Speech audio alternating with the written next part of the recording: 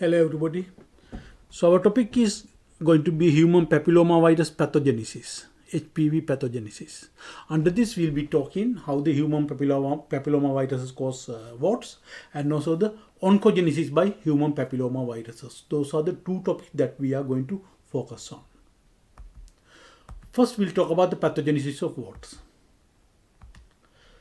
So in the causation of warts, the initial step is the entry of the virus to the skin or the mucous membrane. So the virus has to enter to the skin, usually through a breach in the skin, because the virus cannot enter through the intact skin. So there has to be a breach or a break in the skin, right? But virus can enter through the intact mucous membrane. So after entry of the virus has to move down to the all the way down to the basal cell layer, because that is where the receptors for the virus attachment present. The receptors are the heparan proteoglycans. They are present on the basal cell layer and the basement membrane. So the viruses will go down and attach to the basal cells through the heparan proteoglycans. So after the attachment, they will be endocyte. They will be endocytosed by receptor-mediated endocytosis. That is the mechanism of entry, receptor-mediated endocytosis. After entry of the virus to the cytoplasm, then what enters is the virus is nucleocapsid, the genome surrounded by the capsid core. That is what enter the cytoplasm, nucleocapsid. Now, after entering the cytoplasm, right, the genome will come out of the capsid core. That's what we call as uncoating. So genome comes out, and then after that genome enters the nucleus. Right. So after entering the nucleus, the virus begins the most important part of the viral life cycle. That is initiation of transcription and replication of viral genomes. Right. So the only function is going to be to produce progeny of viruses. Right. So they produce daughter virions.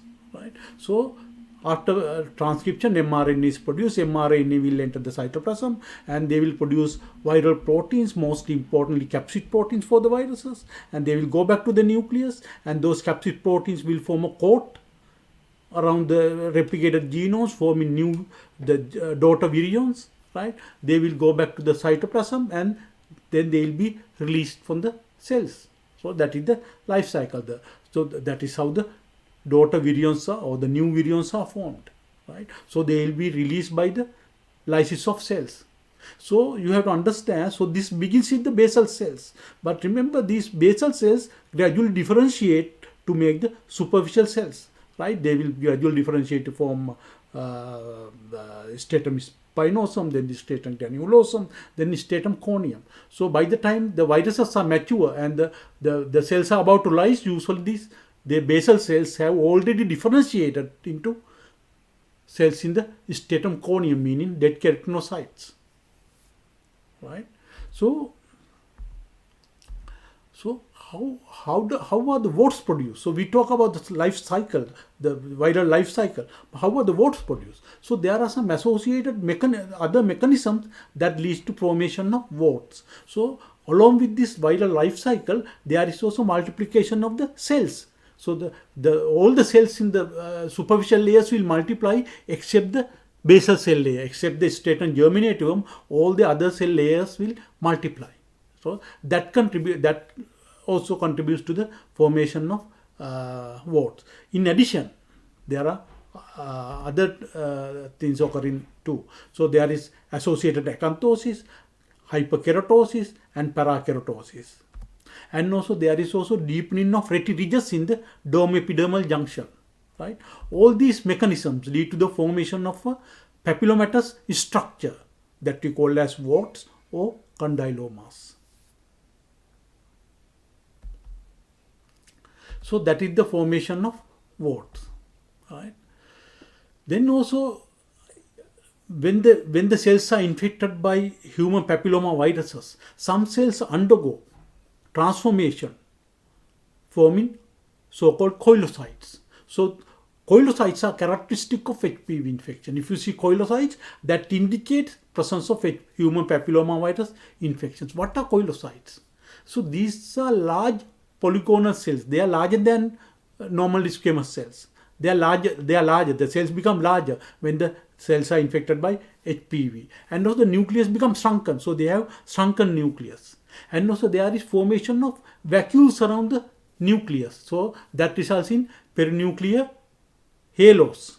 There is vacuoles around the nucleus giving the appearance of perinuclear halos. So those are the features of coilocytes, right? That means they are large polygonal cells with shrunken nuclei and perinuclear halos, right?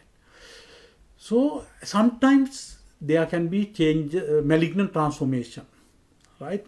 Occasionally, even the viral warts can undergo malignant transformation. Even genital warts can undergo malignant transformation, right? So what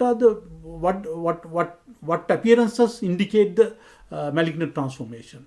One thing is, one change that is commonly seen is excessive proliferation of basal-like cells. We call it basaloid proliferation. So there is basaloid proliferation that indicates malignant transformation. Now these cells, proliferating cells, have higher nuclear cytoplasmic ratio. That means they have relatively larger nuclei than the other cells. So their nucleus is relatively larger compared to the cytoplasm. So that's why we call it higher nuclear cytoplasmic ratio. And also they also show increased mitosis. So those are the three features that indicate possible malignant transformation: basaloid proliferation, higher nuclear cytoplasmic ratio, and increased mitosis. Then, before we go into the mechanism of oncogenesis by HPV, we should have a clear idea about the HPV genome, right? So human papillomavirus genome is a circular double-stranded DNA, right? So this double-stranded DNA has coding sequences. These coding sequences, we call them as open reading frames, right? These coding sequences we call as open reading frames, right? So they are arranged only on one strand, so not on the other strand. So they open reading frames, or these coding sequences are arranged only on one strand. We call that strand plus strand, right? So this plus strand is divided into three regions, right? One is the regulatory region, that is non-coding area, but is mainly involved with regulation, right? Then there is an early region that includes E1 to E7 open reading frames. Early 1 to early 7, 1, 2, 3, 4, 5, 6, 7 open reading frames. Actually, some call them as genes, early genes, E1 to E7. Then there is a late region that includes L1 and L2 open reading frames. Here is a diagram of human papillomavirus 16 genome. You can see the control region, and then the arrangement of early open reading frames: E6, E7, E1, E2, E4, E5. Then also you can see L1 and L2, right? So that is a diagram of HPV type 16 genome, right? So in causing malignant transformation, the important genes that we need to discuss are the E2, E5, E6 and E7. So those are the genes that are important in causation of malignancies.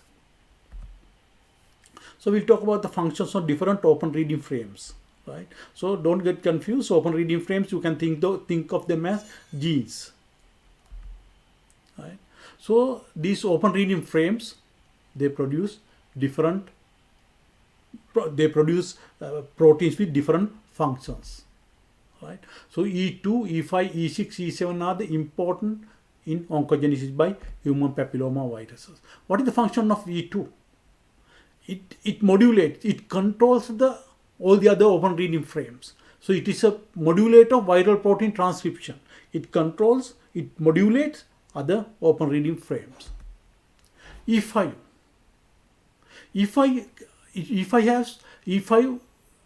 stimulates transforming activity of epidermal growth factor receptor on epidermal cells and contributes to the oncogenicity of HPV. E5 is important in transformation of epidermal cells, right? So it plays a role in oncogenesis, right? Because E5, the proteins produced by E5 open reading frame binds to the epidermal growth factor receptor on those epidermal cells and result in their transformation. That's E5. Then E6 and E7. These are the most important oncogenic proteins responsible for malignant transformation, right? So E6 protein produced by E6 open reading frame, E7 protein produced by E7 open reading frame. E6 protein, it binds to the tumor suppressor proteins of P50T gene. That is the most important tumor suppressor gene. So E6 proteins bind to the proteins of P50T gene and blocking their effect, right? So E6 blocks the tumor suppression effect of P50T gene, right? So that is one way of causing malignant transformation. E6 blocks the P50T effect, right? Then E7 protein, the protein produced by E7 open reading frame, bind to the proteins produced by the other tumor suppressor gene, which is retinoblastoma gene, right? So E7 protein binds to the retinoblastoma gene protein, thus inhibiting the activity of retinoblastoma gene product, right? So they both are highly oncogenic. Then in addition, E6, E7 proteins are also anti-apoptotic. They oppose apoptosis. They inhibit apoptosis. Then we'll talk about the oncogenic mechanism, right? So in benign HPV lesions, viral DNA is located extrachromosomally. They are in the nucleus, but the DNA is extrachromosomal, meaning they are not integrated into the chromosomes. They are not integrated, so they are extrachromosomal. We call them as episomal, right? But when there is malignant transformation, the viral DNA gets incorporated into the chromosome. So that is very important in malignant transformation. Viral DNA has to get incorporated into the host genome, host chromosome, right?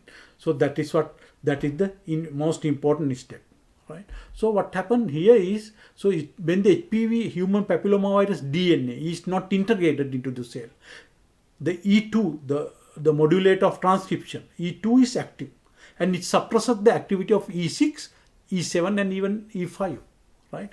When the E2 is, when it is not incorporated, when the HPV genome is not incorporated, E2 is active and it suppresses the activity of E5, E6 and E7. And when the HPV DNA gets integrated, that is in causing malignancy, E2 becomes suppressed, E2 becomes inactive, right? When the E2 is inactive, E5, E6, E7 become active. So as we already discussed, E5, E6, E7 activity are important in causation of malignant transformation. So that is how malignant transformation occurs after the incorporation of the viral genome into the host chromosome. Right, so E6, E7 protein will suppress P50T and the retinoblastoma genes activities. Right. Then also it's important to understand the proteins, E6 and E7 proteins produced by human papillomavirus type 16 and 18 have higher affinity. They have higher affinity in binding to the tumor suppressor gene products. So E6 and E7 proteins of HPV 16 and 18 will bind to the tumor suppressor gene proteins with a high affinity. So that is why we call human papillomavirus 16 and human papillomavirus 18 are highly oncogenic, because of they have higher binding affinity. Their proteins have higher binding affinity. Actually, human papillomavirus 16 is more oncogenic than human papillomavirus 18. But there are a lot of human papillomavirus types that is responsible for oncogenesis: 16, 18, 31, 33, 35, 45, 52, 58. So there are several, but human papillomavirus 16 and 18 account for 70% of malignant transformation. So they are the most common.